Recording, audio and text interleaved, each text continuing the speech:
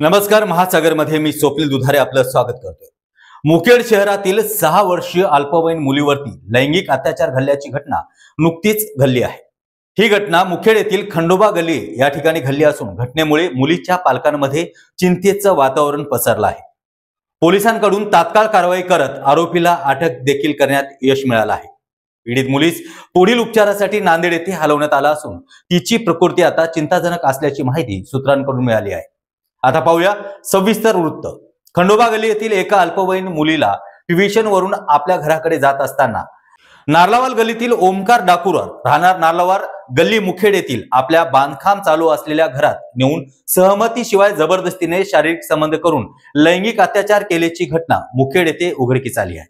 यासंबंधी Mukhed police station येथे POCSO अंतर्गत गुन्हा दाखल करण्यात आला असून पुढील तपास पोलीस उपनिरीक्षक किरण देवंडे हे करत आहेत. घटनेचे वृत्त कळताच पोलीस उपविभागीय अधिकारी संकेत गोसावी यांनी घटनास्थळास भेट देऊन पाहणी केली आणि आरोपी ओमकार डाकुरवार यास अटक देखील करण्यात आली. दरम्यान मुखेडचे आमदार तुषार राठोड यांनी पोलीस स्टेशनला जाऊन भेट देऊन याबाबत मुख्यमंत्री महोदयाशी चर्चा करून आरोपीस कठोर कारवाईची चर्चा देखील या ठिकाणी करण्यात आली आहे. महासागर न्यूज साठी बाबूराव वाघमारे, मुखेड.